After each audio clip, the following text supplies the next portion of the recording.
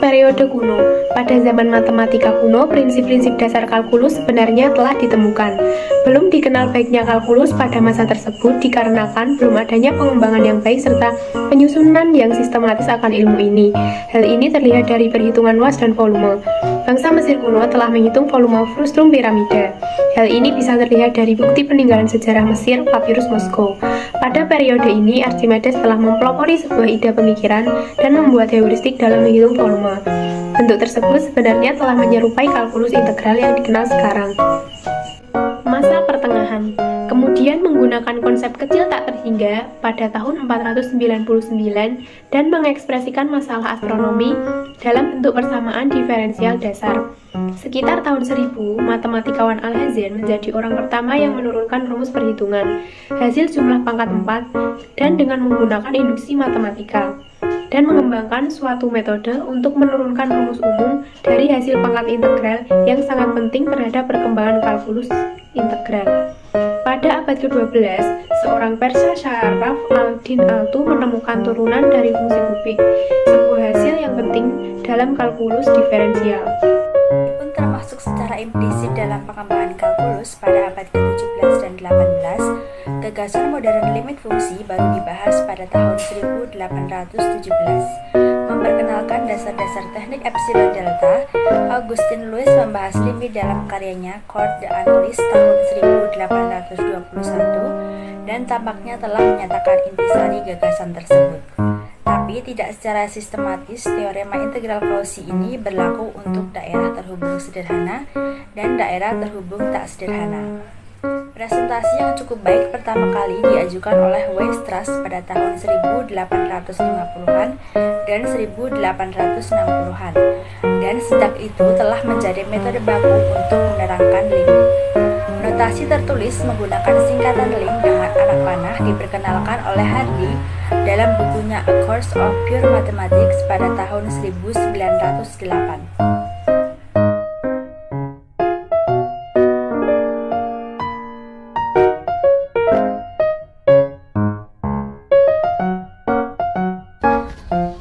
Carl Theodor Wilhelm Weierstrass.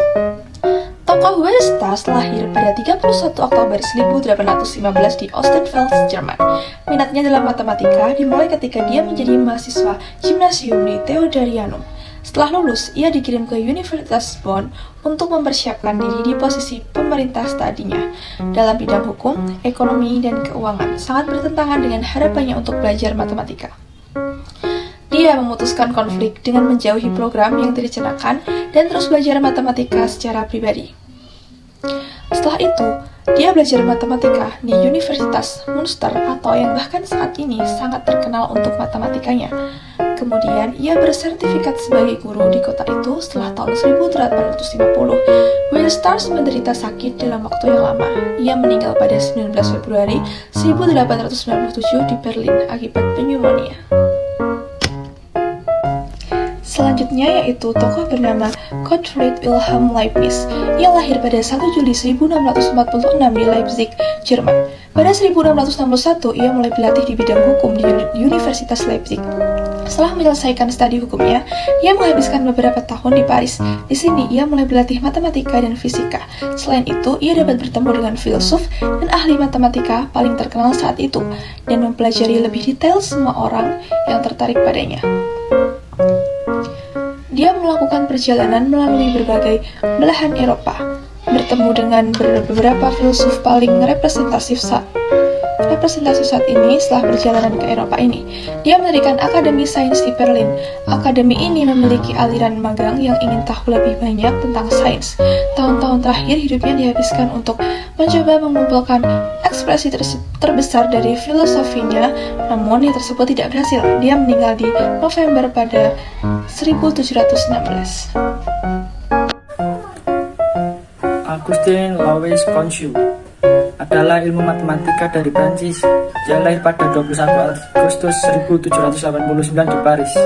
Awal pendidikannya ditempuh di École Contractuelle du Pétion, yang mana sekolah itu disebut sebagai sekolah terbaik di Paris saat itu. Dia meneliti banyak topik matematika seperti fungsi simetris, grup simetris, dan banyak teori termasuk dalamnya Theory of the Higher Order. Cauchy adalah sangat populer di dunia matematika untuk ide dan karyanya yang luar biasa. Dia bisa membuktikan dalil Fermat tentang poligon yang membuatnya menjadi bintang di antara teman sebayanya. Dia mendapat posisi sebagai rekanan profesor matematika di Cauchy.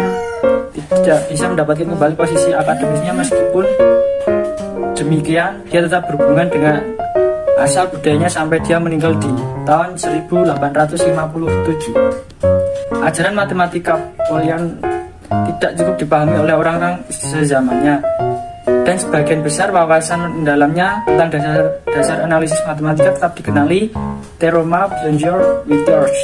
Tetap antisipasi ahli lainnya dari penemuan Carl Weyl bahwa ada fungsi yang ada di mana terus menerus tapi tidak dapat dibedakan, tetap terkubur dalam manuskrip. Tetapi mungkin lebih penting daripada penemuan teorema baru Belion yang sebenarnya adalah ketelitian yang dengannya ia berusaha untuk menelatakan dasar baru menggunakan interpretasi yang sangat luar dari kuantitas menunjukkan matematika.